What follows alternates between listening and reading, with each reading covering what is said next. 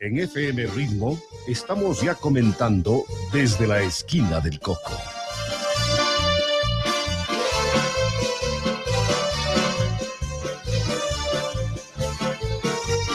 Desde la Esquina del Coco, el pulso de la ciudad que palpita fuerte en los hechos y personajes que han forjado nuestra realidad. Bienvenidos a esta nueva cita en la Esquina del Coco. Se ve radiante tu luz, la más querida de las bellezas de mi Ecuador. Una de arte, una de vida, cálida y linda, tierra de Dios. Siempre orgullosos te cantaremos, viva la leyenda y tradición. Saludos amigos, una vez más con ustedes el programa Desde la Esquina del Coco a través de FM Ritmo en 103.5 megaciclos y en transmisión en vivo a través de Facebook. El 29 de junio, hace pocos días, se conmemoraron 214 años del natalicio del ilustre ibarreño don Pedro Moncayo y Esparza, político, diplomático, abogado, periodista y publicista de gran valía. Nacido en Ibarra en 1804, el día 29 de junio, empezó su carrera pública como periodista. Y este es el aspecto que trataremos para destacar en esta ocasión con el siempre valioso aporte del licenciado Jacinto Salas, periodista profesional, presidente de la Unión Nacional de Periodistas, Núcleo de Imbabura. Gracias, Jacinto, por aceptar nuestra invitación. Comenzamos nuestro diálogo sabiendo cuál era el entorno social y político del Ecuador hace 200 años. Bienvenido. Gracias, Silvio. Ciertamente que cuando comenzamos a reflexionar un poco sobre lo que fue Pedro Moncayo, a mí me parece que muy pocos ibarreños y muy pocos ecuatorianos conocen primero la trayectoria, la vida de Pedro Moncayo y lo que él significó para su época, como usted dice, ese entorno. Nace, como usted lo ha mencionado, en 1804, prácticamente a pocos años de la proclamación del primer grito de la independencia. Es decir, estamos viviendo en una época eminentemente política. Ya ha aparecido el primer periódico en 1792, que todos conocen, el Primicias de la Cultura de Quito, y el primer periodista también, pues no, Eugenio de Santa Cruz y Espejo. Pero como dicen los biógrafos de Pedro Moncayo, lo que a él le sirvió y posiblemente le enrumbó en esta vida, tanto del periodismo como de la oratoria, como de la política, fue su educación, principalmente la que recibió ya en Quito, en el colegio y posteriormente en la universidad. Entonces, cuando él está en la universidad, ya comienza a vivir el país, los problemas que se derivan después de la batalla del Pichincha, la integración a la Gran Colombia y luego la instalación de la República en el año de 1830. Para 1830 él tiene 26 años, es jovencito. Y entonces él está viviendo esa transición, la transición que el Ecuador primero deja la Gran Colombia, se establece como república y viene el Congreso de Riobamba y se proclama el primer presidente. ¿Y quiénes son los que en esa coyuntura aparecen como los salvadores de la patria? Entonces son los militares, son aquellos que estuvieron prácticamente en las guerras de la independencia y que se quedan aquí en el país. Entonces hay columnas, por ejemplo, de soldados venezolanos que estuvieron aquí y se quedaron, y eran los reyes y señores. Pues entonces se habla inclusive, por ejemplo, de algunos de esos batallones que hacían lo que les daba la gana, se iban contra los ciudadanos, les robaban, les imponían sus puntos de vista. Y esa es la vida que ciertamente comienza a influir en el desenvolvimiento vital de Pedro Moncayo, que en ese momento también es estudiante en la universidad. A eso quería también llegar para conversar con usted, o para que nos cuente qué nos dice la historia de la formación de Pedro Moncayo. Bien, o sea, donde más se destaca la formación de Pedro Moncayo es su formación en la Universidad Central del Ecuador. Es decir, en la universidad que vendría a ser la universidad, en este momento la Universidad Central, pero en ese tiempo la Universidad Nacional. No hay una carrera específica que él sigue, pero son ramas en las cuales él va desenvolviendo, según narran los historiadores. Incluso, por ejemplo, para 1832, él está presentando su postulación a alcanzar el grado a graduarse en la universidad. Es decir, ¿Por qué título optaba? ¿Abogado? Por abogado, sí. Pero también tienen otras, por ejemplo, tocan otras materias que no se especifican claramente, pero es lo de abogado. Ahora, Pedro Moncayo, en el año de 1830, como le decía, él está viviendo prácticamente todo ese desarrollo que tiene el país, sobre todo para que en un determinado momento adopte la posición de un hombre republicano, ¿no es cierto? Pero ¿qué es lo que pasa? Decíamos que son los militares los que están imponiéndose.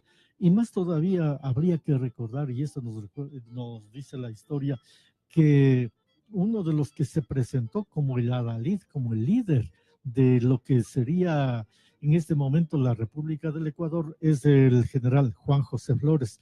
Pero Juan José Flores trae una carga, y esa carga no solamente es su falta de preparación, sino también el hecho que de alguna manera marcó su vida. En este momento, por ejemplo, hay algunos historiadores que rechazan que él haya sido el responsable de la muerte de Sucre allá en Berruecos. Pero en esa época, en 1830, prácticamente todos los dedos le señalaban a Juan José Flores como el responsable de la muerte de quien se pensaba que iba a ser el que dirigiría el país, el mariscal Antonio José de Sucre. En 1833, cuando comienza Pedro Moncayo a escribir en el Quiteño Libre, ya existía ese periódico, era un periódico liberal que vio la luz ese mismo año y que combatía al gobierno del país en aquella época, ¿no? De Juan José Flores. Sí. Por eso yo creo que es importante el decir que en la práctica, si nosotros revisamos la historia del periodismo en el Ecuador, tenemos que decir que fue durante gran parte, hasta bien entrado el siglo XX, fue un periodismo eminentemente político, que seguía la coyuntura política del Ecuador. Es decir, había periódicos que aparecían y que desaparecían de acuerdo incluso, por ejemplo, con quienes eran electos, y eran periódicos de los que favorecían candidaturas y de los que rechazaban candidaturas. Es decir, si nosotros siguiéramos todas las publicaciones que se han dado desde 1830, incluso antes, un poco desde 1821, cuando comienzan a aparecer algunos diarios, principalmente en Guayaquil, podríamos decir nosotros que ellos van marcando de alguna manera no la pauta, porque ellos no influyen para cambiar, pero son los que siguen el movimiento político del país. Entonces, en 1830, como le decía, cuando asume el poder el general Juan José Flores, hay una posición de amplios sectores de la sociedad, principalmente de sus compañeros de armas, de aquellos que le acompañaron en las guerras de la independencia, que estuvieron junto a él, y forman una sociedad que se llamó la Sociedad del Quiteño Libre. Esta estaba preocupada principalmente de ver que se realice un manejo, una administración honesta del país.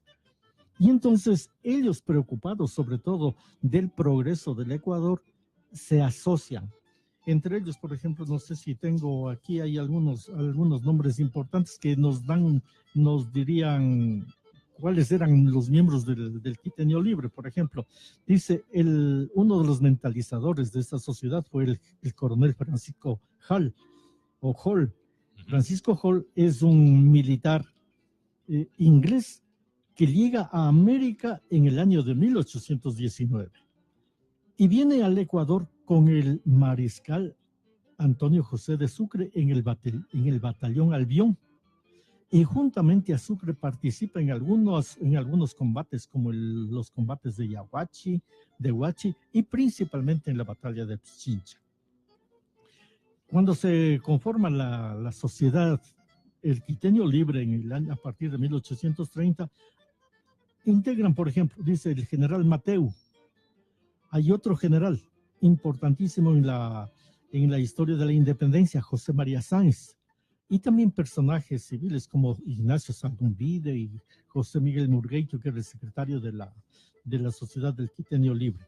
Y ellos, preocupados por el país, quieren influir de alguna manera en el país y deciden editar un periódico que recibiría el mismo nombre de la Sociedad El Quiteño Libre. La Sociedad El Quiteño Libre edita un diario, entonces, y le encargan de la edición, le encargan a Pedro Moncayo. Esa fue la época que se denomina del movimiento ilustrado. Indudablemente, de alguna manera, de aquellos que comenzaban, que siendo parte de la nación que recién se formaba, era gente que había sido bien preparada. Ellos son los que forman la Sociedad del Quiteño Libre. Es decir, por ejemplo, cuando hablamos de José María Sáenz, es un general que va a tener una amplia influencia en la vida del Ecuador, en los primeros años del Ecuador. Al contrario de lo que sucedía con el general Flores, al que se le consideraba que era casi un analfabeto y que necesitaba de asesores permanentes, entre los cuales estaban los militares, pero dijéramos de más baja ralea, con los cuales él se hacía asesorar. Incluso dicen que, por ejemplo, algunos escritos... Fuerte también fuerte, claro, indudablemente. Y entonces se editan el periódico el Quiteño Libre. Y es interesante porque nosotros decimos, no, el Quiteño Libre es Pedro Moncayo. Sin embargo, en un análisis que hace Hernán Rodríguez Castelo, dice, parece que no. Que el principal redactor de El Quiteño Libre fue el coronel Francisco Hall. ¿Y por qué hace esa reflexión? Porque dice que el pensamiento que se traduce en las páginas del Quiteño Libre reflejan la formación que tenía Francisco Hall. Porque Francisco Hall fue discípulo de un filósofo inglés que tuvo muchísima influencia en América Latina, principalmente en el libertador Simón Bolívar. De él también se dice que fue discípulo, no sé si aprendió de él o captó sus enseñanzas. Era un filósofo Bentham. Y él fue, dijéramos de alguna manera, el asesor de Francisco Hall. Y el pensamiento que traduce en el Quiteño Libre es el pensamiento de Bentham. Nos habla de un periodismo combativo en ese tiempo. Sí, pero... estando Pedro Moncayo incluido entre quienes escribían en el Quiteño Libre, se hace merecedor de un título, pues, de fundador del periodismo de lucha en el Ecuador. Ya. Muchos lo llaman así. Bueno, muchos lo llaman, pero en cambio Hernán Rodríguez Castelo, de alguna manera, él, dijéramos, pone como si dijéramos, una observación a ese criterio generalizado. Por eso lo decía, nosotros tenemos una opinión, ¿no? Pero hace falta un estudio mucho más concreto, mucho más exhaustivo del pensamiento de Pedro Moncayo. Y entonces es lo que hace Hernán Rodríguez Castelo. Y dice, no, en el Quiteño Libre lo que se traduce principalmente es el pensamiento de Francisco Hall. Y parece que incluso el mismo Pedro Moncayo lo dijo en el año de 1859. Dijo, el periódico El Quiteño Libre era de la Sociedad del Quiteño Libre. el principal redactor era Francisco Hall, pero no era el único. Entonces, Hernán Rodríguez Castelo, por ejemplo, hace una diferencia. Es el Quiteño Libre guarda más bien ecuanimidad, critica mucho, pero es un periódico que, dijéramos, que hace una crítica serena, una crítica muchas veces dura, pero no todavía combativa en los artículos que tiene. Pero era de tendencia liberal el periódico. Indudable, el periódico de tendencia Haciendo liberal. una curiosidad y nos preguntan, ¿existen ejemplares de El Quiteño Libre en alguna biblioteca, en algún museo? No se mencionan, pero entiendo que debe haber los principales periódicos que deben existir, o los ejemplares debe ser en la biblioteca Aurelio Espinosa Polit, posiblemente. Y también entiendo que debe haber en la Biblioteca Nacional. Pero los escritores, y principalmente Hernán Rodríguez Castelo y lo mismo Enrique Ayala, dice que hay que hacer una investigación profunda para encontrar estos ejemplares en donde estén. Tal vez uno de las bibliotecas que más ejemplares tiene del Quiteño Libre, no lo puedo asegurar, pero es muy probable que sea la de Carlos Rolando, porque es una biblioteca especializada en todo lo que fue la historia del periodismo guayaquileño y del periodismo nacional. Entonces él se preocupó mucho de recoger esos ejemplares. Es decir, veamos, que pues, parece si que está en la línea o está en contacto con nosotros, casi siempre lo está, nuestro querido amigo Pablo Rosero Rivadeneira, y él tiene mucha vinculación, especialmente con la Biblioteca Aurelio Espinosa Polit. A ver si es que nos saca esa duda, a ver si existen o no ejemplares. Claro, ¿no? porque no se menciona cuando revisamos los libros, sobre todo biográficos que se han hecho de Pedro Moncayo, no se mencionan, y no recuerdo en este momento cuál es el que dice, no sé si es Hernán Rodríguez Castelo, que dice que estamos a la espera de una recopilación de una biblioteca de los periódicos de Pedro Moncayo, y él tiene una frase interesante, dice, ojalá esta espera no sea eterna. Es así, pues, ¿no? Porque, como le decía hace un momento, parecería que nosotros nos hemos olvidado, nos hemos quedado con la imagen de Pedro Moncayo. Es decir, es un prohombre, es el ibarreño más notable que ha producido esta tierra, pero no se ha hecho un estudio profundo, salvo, por ejemplo, lo que hizo el señor Luis Leoro, o lo que hizo Roberto Morales, y hay también en la biografía, me parece que usted tiene la de Río Frío, y que son pequeñas, ¿no? Que son acercamientos que hicieron principalmente en el siglo pasado, en el siglo XX y en el siglo XIX, la de Río Frío, por lo que significó en la vida política del país, significó Pedro Moncayo, principalmente después de cuando ya regresó del Perú, su trabajo en la asamblea de 1859, ¿no? Jacinto, y el entorno familiar de don Pedro Moncayo, nacido en Ibarra, como habíamos señalado, el 29 de junio de 1804, ¿cuál era su entorno familiar? Bueno, de acuerdo con los historiadores, dicen que su padre era un colombiano, ¿no? Y que para esa época Pedro Moncayo fue considerado como un niño expósito, porque no tenía padre, es decir, hoy en nuestra época hubiéramos podido decir que era hijo de madre soltera, ¿no es cierto?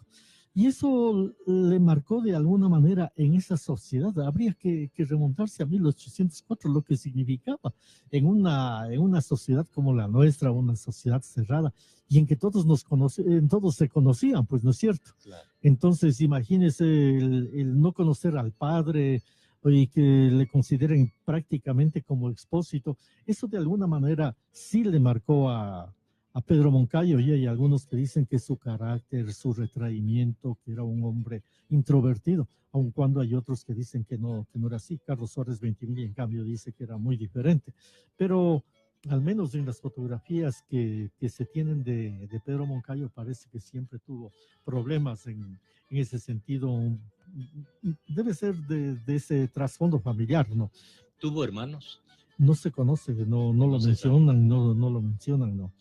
Bueno, y ahora, por ejemplo, lo que dicen de su madre, dijeron que lo encontraron al niño, que lo encontraron en la puerta de la casa, y le entregaron a su abuela. Hablando de la casa, Mm. está ubicada en la En calle En la Pedro Moncayo, justamente, y no, Rocafuerte. Rocafuerte. Sí. Sí. Y Entonces, existe una placa, dice, sí, aquí nació el ilustre patricio ibarreño Pedro Moncayo y Esparza. Ahora, me parece que por la familia Esparza tenía relaciones importantes e interesantes, ¿no es cierto? Pero no se hace mucho eco la historia sobre esos aspectos, de modo que más bien sería especulativo el tratar de decir algunas cosas tocante a la vida de Pedro Moncayo en ese sentido. ¿Y la vida como político, cuándo se inicia? Bueno, se inicia prácticamente desde que él es universitario. Él participa activamente y luego en la integración de esa sociedad que se llamó la sociedad El Quiteño Libre. El Quiteño Libre y el periódico se convierten sobre todo en unos actores políticos fundamentales. Es decir, aparte de lo que decíamos, diferenciando a los redactores, principalmente a Francisco Hall, dice que los escritos que eran fogosos, virulentos, esos no eran de Francisco Hall, y que ahí se puede intuir la mano y la mente de Pedro Moncayo, porque cuando él escribía en el Quiteño Libre, no era más que un joven de 26 años, y que estaba influido primero por ese afán liberal que tenían todos los que participaban en el Quiteño Libre, y luego, sobre todo, el problema que significaba para ellos el militarismo de Flores.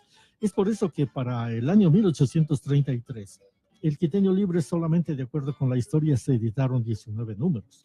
¿Era un periódico mensual? Allí sí ya no le podría... Todas las dificultades que significaba en ese tiempo Claro, levantar un debe texto ser para un periódico, ¿no? Pero hubo periódicos que tenían otra periodicidad, había de 15 días, de una semana. Entonces, no eran de un día, eran generalmente de una semana a 15 días. Pero de este periódico, el Quiteño Libre, se editaron 19, tuvo 19 ediciones, es decir, que debería haber 19 ejemplares. Pero era tan duro que, según los historiadores, tenía una enorme influencia en la sociedad nacional, principalmente en la sociedad quiteña, de tal manera que Flores no podía hacer nada. Es decir, todas las medidas que Flores tomó para combatir al Quiteño Libre no tenían reflejo en la sociedad. Entonces, Flores trató de deshacerse, acabar con lo que consideraba la mayor oposición que tenía su gobierno. Y logra que en 1833 que se instale el Congreso Nacional. Y en el Congreso Nacional comienza a trabajar para que todos aquellos que eran opositores dejaran de ser. Entonces, para que el Congreso adoptara medidas contra esos opositores. Y los historiadores dicen que eran asambleístas venales, asambleístas vendidos. O sea, si nosotros pudiéramos hablar de lo que significa la asamblea también en los años 2000 de la última década, casi podrían aplicarse los mismos calificativos. Y dice que en una de las sesiones en las que se iba a tomar la decisión mayor, ya más grave, no estuvo Rocafuerte. Y tomaron unas decisiones que acaban seguramente a acabar con el Quiteño Libre y todos los opositores, a acabar con ellos. Y Rocafuerte manda una carta en que renuncia a la representación en la asamblea o en el Congreso. Y eso de alguna manera facilitó el trabajo que iba a hacer Flores en contra del Quiteño Libre, de la oposición manejada por el Quiteño Libre. ¿Los periódicos en ese tiempo estaban regidos por alguna ley? No, en absoluto. Una pregunta, como alguien diría, una pregunta muy buena, porque hay un tribunal que juzga los periódicos. Entonces, de alguna manera de la ley, debe haber habido algunas leyes, pues no, pero no específicamente sobre la prensa, no sé si es que habría sobre la prensa, por eso le decía, tenemos que hacer un análisis mucho más profundo sobre lo que ha sido la historia del periodismo en el Ecuador, pero hay un tribunal que dice que si es opositor, que no es opositor, que si ha obrado bien, que si no ha obrado bien, no es una censura previa, pero sí califica cuál es la actitud que han tenido los periódicos de un determinado momento. Entonces, el quiteño libre que censuraba muchas de las cosas que hacía el gobierno de Flores, por ejemplo, dice que cuáles eran los aspectos que había criticado el quiteño libre. Por ejemplo, dice, denunció todos los actos de corrupción, el manejo de los cargos públicos, la violación de las leyes, la anarquía en las funciones del Estado, los fraudes en las aduanas, el despotismo militar, la protección a los jefes militares, la persecución y masacre de las tropas veteranas, porque también matan a sus compañeros militares, buscan cualquier pretexto. Por ejemplo, hay un hecho muy lamentable de la columna Vargas, que se llama. Entonces, dice que el quiteño libre no había abuso que no denunciara, pero el principal denunciante era Pedro Moncayo. Entonces, como le decía, llega el Congreso, Rocafuerte se va y entonces aparecen en el mes de octubre, el 17, 18 de octubre, salen los soldados y comienzan a perseguir a los del quiteño libre. Les capturan prácticamente a todos porque andaban por las calles. Seguramente de ahí tuvo que emigrar al Perú, claro, Pedro Moncayo. Sí, pero lo que pasa es que, por ejemplo, a Francisco Hall, entiendo que es el embajador o el cónsul de Gran Bretaña, le avisa y él se esconde y salen de los cercanos al quiteño libre, huyen hacia otros lugares, por ejemplo, hacia Imbabura, hacia el Carchi, otros se van hacia Guayaquil, pero el único dice que no huyó fue Pedro Moncayo, y la soldadesca va y le encuentra en los talleres de El Quiteño Libre, que estaba revisando los artículos para la publicación. Entonces le detienen a él y le mandan a Guayaquil. Y supuestamente en Guayaquil y no iba a ser expatriado, sino que les iban a detener y posiblemente matarse. Pero mientras sucede con eso, eso es del 17, 18 de octubre. El 20 de octubre arman... Hay algunos soldados, hay miembros del ejército que supuestamente mandados por Flores les dicen que va a haber un levantamiento. Y dicen que alrededor de 80 personas comenzaron a salir y a gritar. Se acercaban para tomarse el cuartel, como fue en el 1802, para tomarse el cuartel. Pero mientras se acercaban al cuartel, estaban los soldados y les comenzaron a disparar y les mataron. Entonces hay una especie de masacre. Madera. Sí. Primero le saluda al licenciado Jacinto Salas y dice que sí se conoce si Pedro Moncayo tuvo descendencia, cuáles eran sus familiares, etc. Bueno, hay el nombre de su esposa. No recuerdo el nombre, pero que por ejemplo, ella tuvo un papel que ella misma explica en el año de 1833, cuando sale Pedro Moncayo hacia el Perú. Me parece que se llama Baltasar, alguna cosa. Entonces ella va y quiere hablar con Rocafuerte Flores para que le den el pasaporte. Y no le dan el pasaporte, le dicen que tiene que salir del país. Pero no se conoce si hubo descendencia. No se conoce, por lo menos al menos no presté atención, aun cuando me parece que en alguna de las historias de él se habla de que tuvo descendencia, un hijo o una hija, no recuerdo, pero que lamentablemente murió muy joven, murió casi niña. Eso tal vez ahí no habría que consultar. El exilio le llevó a Pedro Moncayo a Perú, a Piura. Sí. Y es ahí en donde él hace su propio periódico, sí, La Linterna Mágica. Pero tal vez lo más difícil del Quiteño Libre, y antes de que saliera hacia el Perú, le estaba relatando, de acuerdo con lo que dicen los historiadores, él fue enviado y fue apresado en uno de los barcos que estaban en la ría de Guayaquil.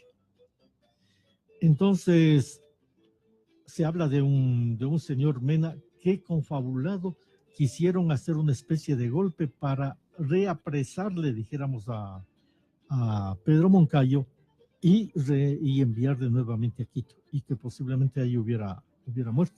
Porque el 20 de octubre, como le decía, estaban acercándose para ver si se tomaban el cuartel la gente del Quiteño Libre, no los dirigentes, sino los otros, y los soldados les comenzaron a disparar.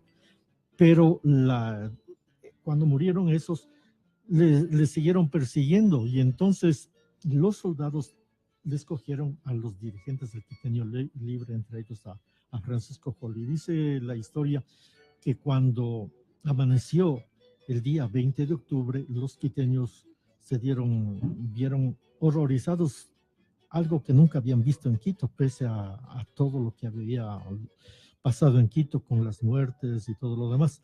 Dice que los del Quiteño Libre estaban colgados, primero masacrados, luego colgados de postes y completamente desnudos. Y eso se supone que fue orden de Juan José Flores. Y eso significó prácticamente la desaparición del Quiteño Libre. Allí murieron los más importantes. Y de la sociedad Quiteño Libre. Quiteño Libre. Pero entonces Pedro Moncayo se escapa porque estaba en Guayaquil, le mandaron a Guayaquil, y logró de alguna manera evadir el complot que tenían contra él, y entonces viaja al Perú, y en el Perú se establece en la ciudad de Piura. Para fundar el periódico La Linterna Mágica, como habíamos señalado, sí, que es una publicación destinada a seguir combatiendo al gobierno de Flores. Como decíamos, seguimos hablando de un periodismo eminentemente político, ¿no es cierto? ¿Qué es lo que pasa? Que luego de lo que pasó, el Congreso y todo lo demás, Rocafuerte, que había renunciado al Congreso, de alguna manera se reconcilia con Flores, porque Flores le ofrece el que sería candidato a la presidencia. Es decir, sigue el gobierno de Flores con los mismos problemas, pese a la amistad que se vuelve a hacer con Rocafuerte. Allí, según algunos historiadores, dicen que Pedro Moncayo se separó, tenía una gran amistad con Rocafuerte, pero al ver que se une nuevamente con Flores, a quien habían combatido, porque Rocafuerte también fue de un hombre del Quiteño Libre. Entonces, él se resintió de esa actitud de Rocafuerte, que muchos en la historia no lo dicen, ¿no es cierto? Entonces, como sigue el gobierno de Flores con los mismos problemas, y sobre todo ya comienza a preparar la candidatura de Rocafuerte, Pedro Moncayo sigue enviando, publica el periódico que usted dice, la Linterna Mágica, que es solamente una hojita, como si dijéramos de una especie de hoja volante. Uh-huh. Pero era tan importante que el gobierno de Flores prohibió. Logró un decreto del Congreso que no podían venir periódicos extranjeros. Y el periódico que venía del extranjero era el de Pedro Moncayo. Pero dice que ese venía de contrabando, esa hojita, y causaba un impacto, sobre todo por las características que tenía, que era irónica, burlona y de denuncia. Fue de tan importancia que los historiadores señalan que una hoja de esas de contrabando llegó a manos de García Moreno. Y García Moreno, que era estudiante en la universidad, cogió la hojita y la leyó en voz alta delante de todos sus compañeros y le denunciaron al gobierno. Y el gobierno detuvo a García Moreno y no le expatrió, pero le desterró a las selvas de Mindo. Y entonces vale la pena decirnos qué sabría decir, qué diría en la Linterna Mágica Pedro Moncayo con estas hojas. Dice que público, el pueblo buscaba la manera de obtener las hojas que llegaban de contrabando de la linterna mágica. La tendencia liberal del periódico estaba ávidamente leída por el conservador Por García Moreno. García Moreno. Y eso le llevó incluso a García Moreno a editar sus periódicos. Generó en él, eso lo dicen. No se le ha preguntado a García Moreno si influyó, pero que de alguna manera lo que hizo Pedro Moncayo con su hojita, la linterna mágica, influyó y despertó en él la necesidad de crear también sus periódicos como nosotros conocemos, por ejemplo, el Surriago y otros más. Incluso, por ejemplo, se habla de que esas hojas y las otras que también editó Pedro Moncayo sirvieron de alguna manera y fueron los motivadores. Y lo dice un historiador. Juan Montalvo no lo dirá, pero parecería que una de las influencias para los escritos de Juan Montalvo fueron las hojas periodísticas de Pedro Moncayo. En 1847 aparece ya el político Pedro Moncayo y forma parte de la Cámara de Diputados del Ecuador. Allí redacta otro periódico, El Progresista.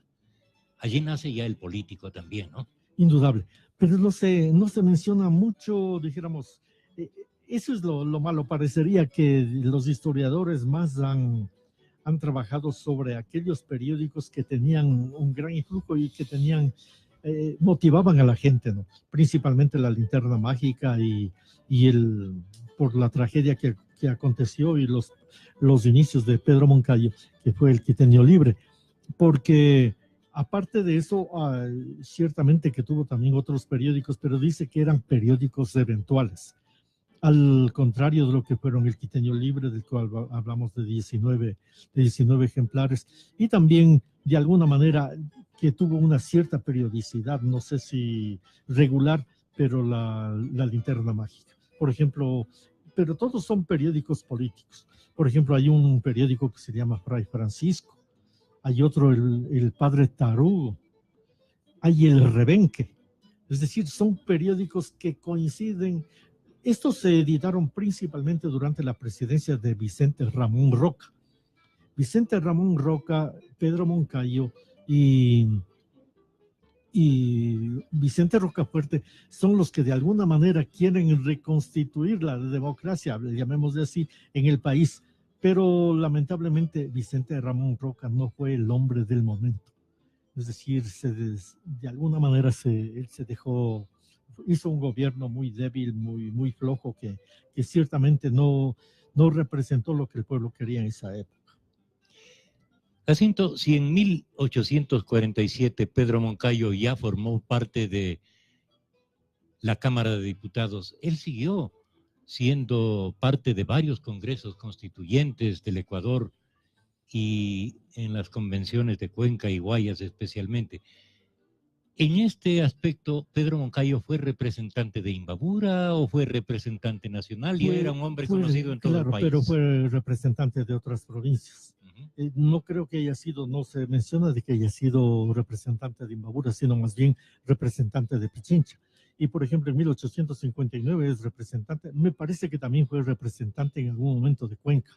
Es decir, en la práctica, la gente que les conocía les presentaba como si fueran sus candidatos. Y me parece que es de Cuenca, no estoy muy seguro, no soy historiador profesional, pero que, por ejemplo, para representar a Cuenca, intervino mucho un hombre de especial importancia para los cuencanos, que fue Benigno Malo, que de alguna manera tenía una amistad grande y reconocía los méritos de Pedro Moncayo, y él fue el que también intervino para que haya esa representación. Ahora, por ejemplo, en 1859, Pedro Moncayo llega a ser presidente de la Asamblea, y allí se juega el poder uno de los presidentes que de alguna manera influyó muy positivamente para un sector del país, José María Urbina. José María Urbina había sido edecán de Juan José Flores. Es decir, él era uno de los asesores prácticamente de Flores. Era, como dicen, el brazo derecho de Flores. Y entonces tiene en su vida un desarrollo también político.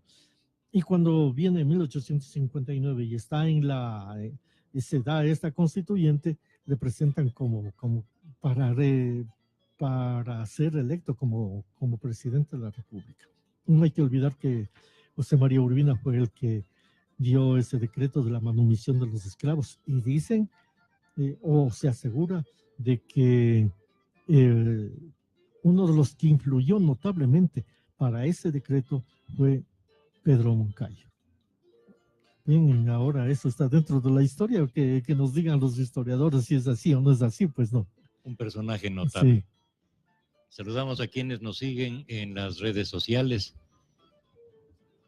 y les mencionamos que este programa se reprisa a través de FM Ritmo el domingo 8:30 de la mañana, pero en cualquier momento pueden revisarlo en YouTube, en el canal YouTube de FM Ritmo, este y los demás programas desde la esquina del Coco. ¿Cuándo Pedro Moncayo representa ya al Ecuador en el ámbito internacional?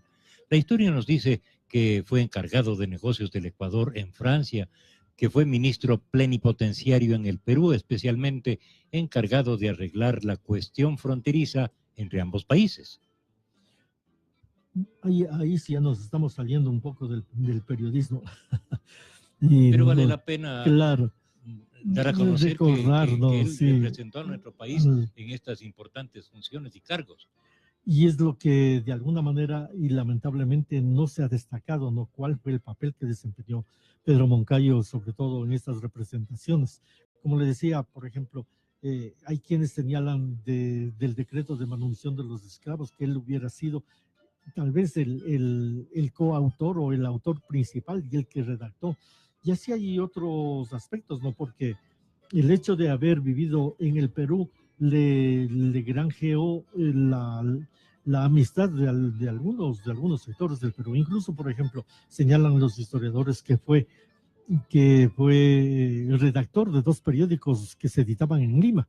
Imagínense, él estando en Piura y el periódico en Lima, por ejemplo, no recuerdo, pero uno de los títulos me parece que es algo del RIMAC, y otro también sobre el ciudadano consciente, alguna cosa de esa. No recuerdo en este momento los nombres de esos periódicos. Fue columnista de ellos, es decir, que tenía una gran amistad y una gran influencia. Y luego cuando fue a Chile igualmente, él hace el viaje antes de llegar a Piura, va a Chile y regresa después y se queda en Piura. Es decir, que tuvo muchas amistades, hizo grandes amigos, principalmente por sus relaciones y hasta por su posición política.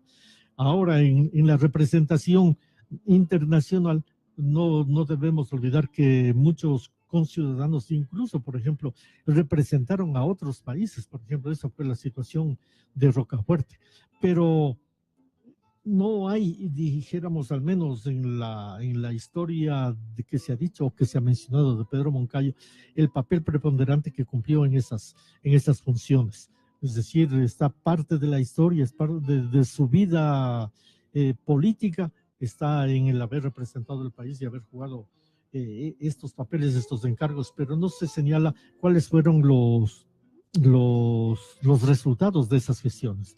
Como decíamos casi desde el principio de esta conversación, Silvio, hace falta mucho adentrarse en lo que fue la personalidad de Pedro Moncayo y tratar de rescatar lo que él verdaderamente fue. La gran valía de este hombre, ¿no? Lo que nos hemos quedado muchas veces y es en lo que él hizo en el Congreso Nacional. Por ejemplo, en el libro que editó Enrique Ayala Mora sobre el pensamiento de Pedro Moncayo, incluso se rescatan las intervenciones de Pedro Moncayo en el Congreso Nacional, es decir, cuál era su posición.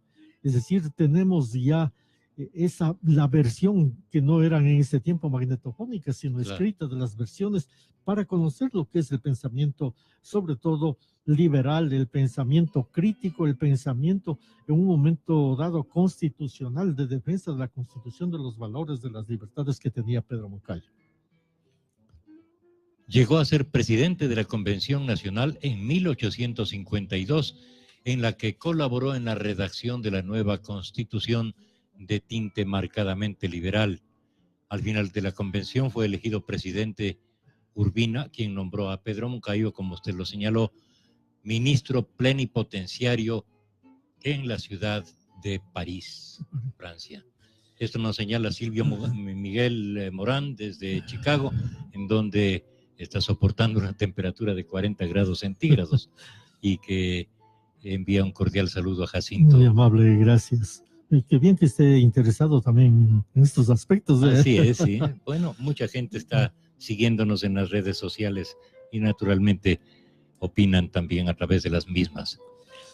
Ahora ¿En sí, qué país residió más fuera de Ecuador? Creo que en Chile. En Chile. ¿Sí? Es decir, cuando ya prácticamente... Allí su principal dejó su... actividad fue la de abogado. Así es. Entonces ya se fue, hizo su vida allá en Chile, y allí es donde murió.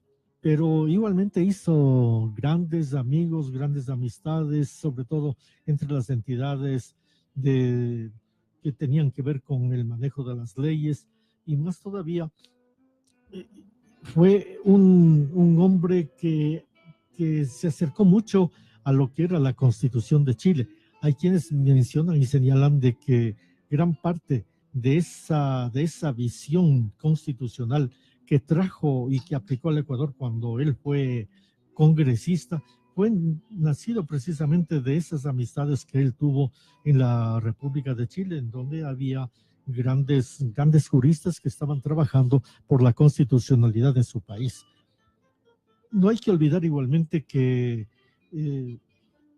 Pedro Moncayo, de alguna manera, cuando ya se trasladó a Chile, si bien no se desentendió de lo que verdaderamente pasaba en el Ecuador, sí más se preocupó de lo que significaba su trabajo en el plano de la legalidad, y además otros aspectos importantes, el tener una visión al menos, o sea lejana, pero sí preocupante, o preocupada de lo que vendría a ser la situación del Ecuador. Ya no intervino directamente, ya no estuvo metido en la política, pero ciertamente esas noticias que él recibía le ayudaron igualmente a reconstruir esa obra que usted mencionó inicialmente. Es la historia del Ecuador desde 1825 hasta 1875, que fue su obra fundamental. Pero como lo decíamos hace un momento, ese libro, esa historia del Ecuador de 1825 a 1875, tiene, no sé si una falla enorme o un valor enorme.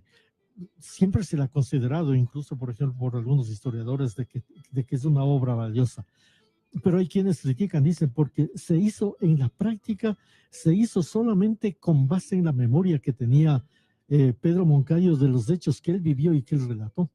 Es decir, no tenía documento ninguno a la mano como para poder reconstruir esa historia. Él, cuando lo había escrito, tenía toda la documentación, tenía el acceso a las fuentes, como diríamos nosotros ahora en este momento. Pero lamentablemente se declaró un incendio en su casa y desapareció su biblioteca y todos sus apuntes. Y pese a eso, haber perdido lo que ya tenía escrito de la historia del Ecuador, no se desanimó, sino que volvió a escribirla.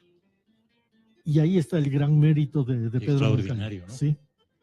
Colaboran a través de una nota que nos llega en el WhatsApp, que desde 1862 Moncayo se estableció en Chile, en donde ocupó la presidencia de la Sociedad La Unión Americana, y también fue miembro honorario de la Sociedad de Bellas Artes, de Bellas Letras de Santiago y de la Facultad de Leyes y Ciencias Sociales de la Universidad de Chile.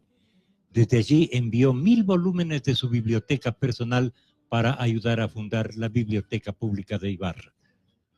Esos que son los libros que supuestamente en un determinado momento ya estaban desapareciendo, pero que algunos ibarreños hicieron las gestiones y creo que está recuperada esa biblioteca de Pedro Moncayo. En el camino del envío fue interceptado por la curia y de él se censuraron todos los libros considerados contrarios a la religión para luego quemarlos. Eso se hacía muy frecuentemente en esos años. En esos tiempos, sí. Un incendio del inmueble en el que habitaba en 1881 acabó con todos sus enseres, como usted había señalado, pero él volvió a escribirlos. Hay una cosa interesante. Cuando él escribe los periódicos, el gobierno se preocupa y también edita periódicos. Y hay un redactor guatemalteco, Irizarry, que edita algunos periódicos en contra de lo que escribía Pedro Moncayo. Es decir, son las actitudes de los gobiernos que tratan de alguna manera desvalorizar lo que decía el periodista Pedro Moncayo. Sin embargo, no tuvieron el éxito que ellos hubieran querido. Y editaron varios periódicos. Pero allí, por ejemplo, la valía de la linterna mágica, que no podía ser discutida de otra manera, sino solamente con los hechos y con las verdades, y no solamente con la retórica, como hacía el periódico que editaba este guatemalteco Irizarry, que se llamaba La Concordia. Y contra La Concordia, ahí estaba permanentemente la hojita editada en Piura de Pedro Moncayo, La Linterna Mágica. Como usted señala, murió en Chile y se dice que murió en la pobreza y prácticamente ciego. Lo que no se sabe es en dónde estaba la tumba de Pedro Moncayo, o no se la ha encontrado.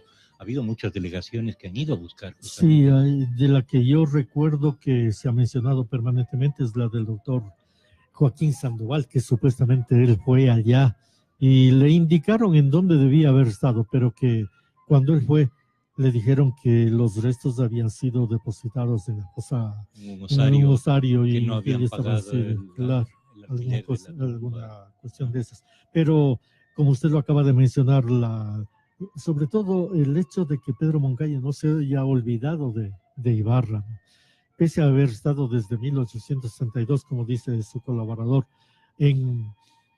allá en Chile. Esa preocupación por el país, esa preocupación por su tierra, le hicieron tomar decisiones como no solamente el obsequio de la biblioteca, sino el dejar recursos para crear la primera escuela de niñas. Y esos recursos llegaron al municipio, y el municipio supuestamente debió utilizarlos, al menos inicialmente en 1880. Claro, pues somos testigos de que existió la Escuela Municipal Pedro Moncayo, la Escuela de Niñas. Que hoy ya no existe porque parece que es adscrita al Instituto, como lo llaman ahora, el Colegio Nacional de Señoritas Ibarra.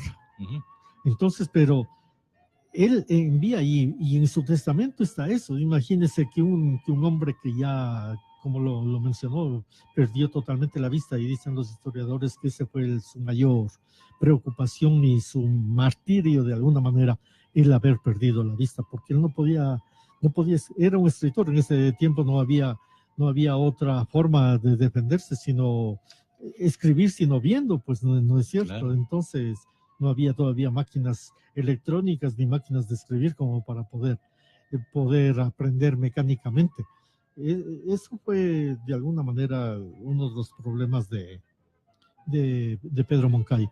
No sé si pobreza extrema, creo que no, de alguna manera debe haber tenido sus amigos, y el hecho de que haya dejado sus bienes para una escuela también dicen que posiblemente no era extrema la pobreza, pero indudablemente lo que sí conocemos es que ese testamento existe, ¿no? Sí. Sí, el documento existe todavía en el archivo Un archivo municipal. histórico, claro, y eso es lo que sirvió precisamente para determinar qué es lo que debían hacer un municipio como compromiso frente a a las decisiones de Pedro Moncayo al momento de su muerte. Pues no. Jacinto, ¿usted recuerda desde cuándo se le puso el nombre de Pedro Moncayo al Parque Central de nuestra ciudad? Entiendo que no conozco esa fecha, pero si es que mal no recuerdo algún dato que dieron, porque tenía otro nombre el Parque Pedro Moncayo. Pues no, y esta pregunta le hago porque hace poco también alguien que sigue la radio y que tiene este tipo de preocupaciones nos preguntaba si el nombre del parque es Pedro Moncayo o si tiene otro nombre o si tuvo otro nombre. Claro, tuvo otros nombres, pues no es cierto. De acuerdo con lo que... Pero oficialmente es el Parque Pedro Moncayo.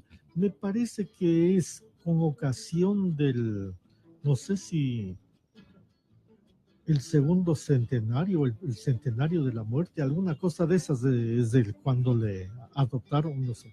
Es probable que el doctor Luis Andrade Galindo, que está más cerca de estos eventos, tenga la información. De todas maneras, veré en el libro Cosas de mi terruño del doctor Luis Andrade Galindo para ver si es que allí está la fecha exacta cuando cambia de nombre. Lamentablemente a veces las decisiones las toman los concejales y el municipio, pues, y no responden a criterios que verdaderamente sean los que se guardan en la historia, sino a veces son decisiones solamente de buena voluntad o de civismo. Pero en buena hora que se le haya dado el nombre de Pedro Moncayo al Parque Central de Ibarra, así como un cantón de la provincia de Pichincha, existe el cantón Pedro Moncayo.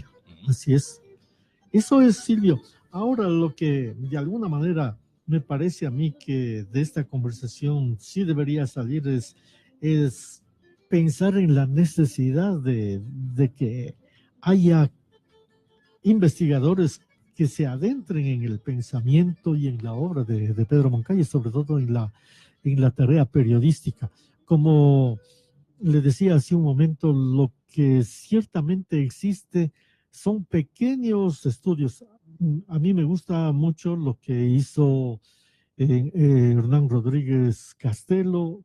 Hace una referencia bastante cercana a lo que fueron esas tareas que cumplió Pedro Moncayo a lo largo de su vida, principalmente como periodista, como orador, incluso como representante en el Congreso Nacional, porque lo que destacan es precisamente esa oratoria parlamentaria que él se destacó, sobre todo en los diferentes congresos y asambleas en las que él participó.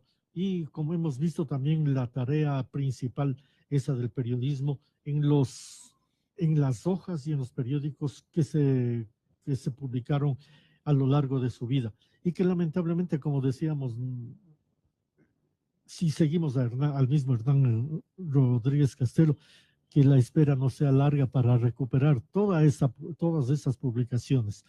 Se menciona de que esos periódicos están repartidos por múltiples sectores, inclusive en bibliotecas de fuera del país, que sería conveniente buscarlas.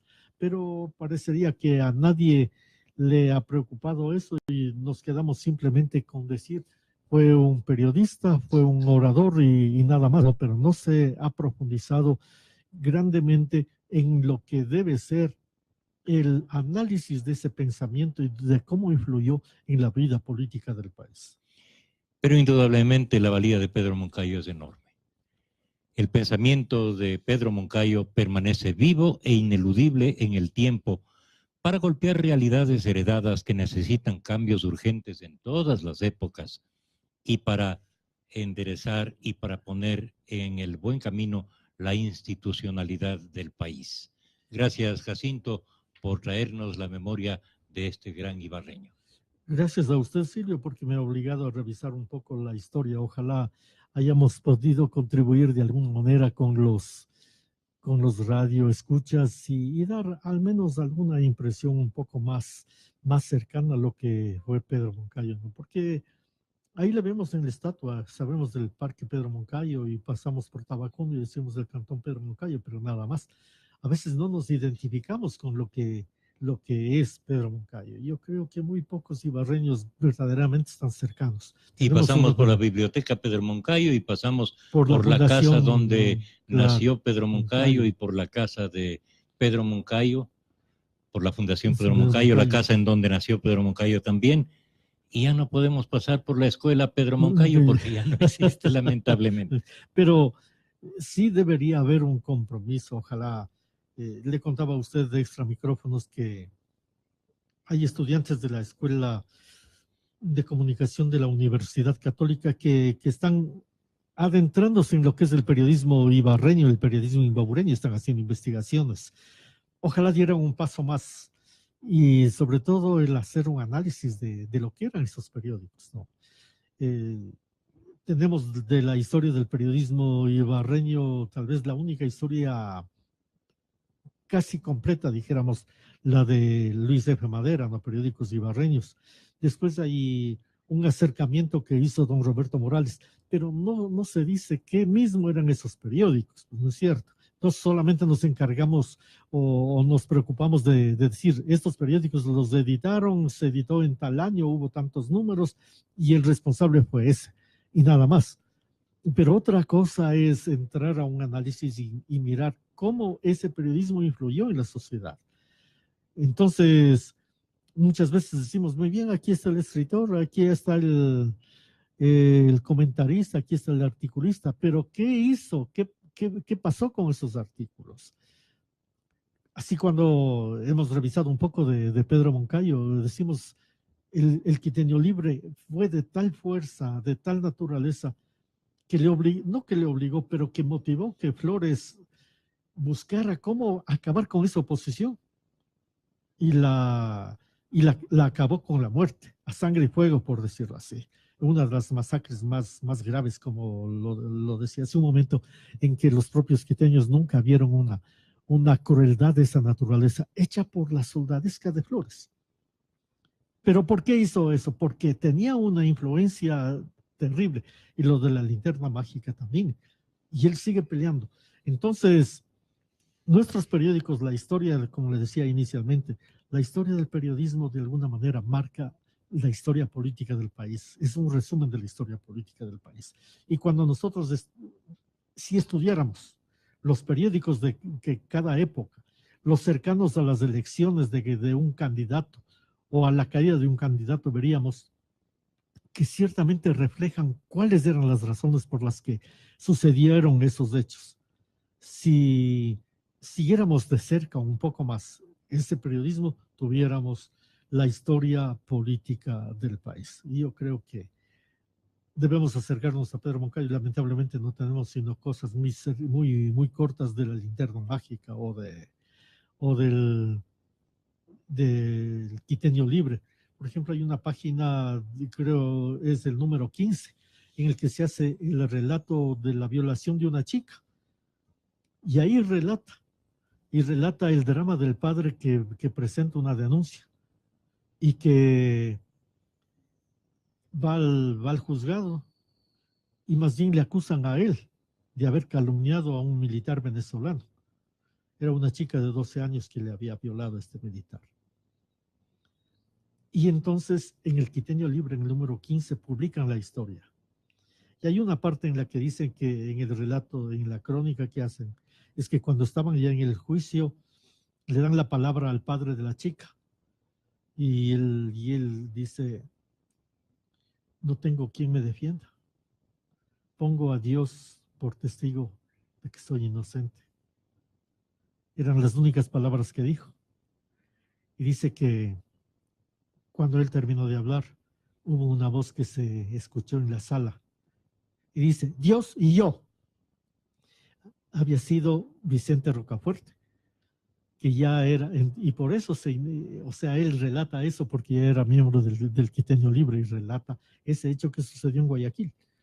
Y dice que desde ahí Vicente Rocafuerte, desde esa irrupción en ese juicio, se dedicó a defender las libertades de los ciudadanos. Entonces, si nosotros revisamos eso, vamos a encontrar hechos que la historia no los dice, pero que están en la prensa, ¿no? Tarea pendiente. Estaría pendiente, pero eso ya a quién le tocará, ¿no? A las instituciones de la ciudad. Instituciones, ojalá, pero también a quienes se sienten convocados a investigar, a ver un poco más de cerca, ¿no? Y lamentablemente eso no da como para vivir, entonces la gente no se dedica. Muy interesante su conversación, nos ha ilustrado sobre aspectos de la vida de Pedro Moncayo, su actividad de periodista, de político y sobre todo de un hombre que representó al país siempre con las mejores intenciones. Así es. Esa fue la entrega de Pedro Moncayo al país, ¿no? Y es el valor de un imbabureño. Parece que los imbabureños en las épocas duras del país son los que sacan la cara. Como que se repiten las cosas. Se repiten las cosas. Son ciclos. Gracias, Jacinto. Este programa se reprisa el domingo a las 8:30 de la mañana y en cualquier momento pueden revisarlo en el canal de YouTube Radio Ritmo FM. Por su atención, gracias. Hasta una nueva oportunidad.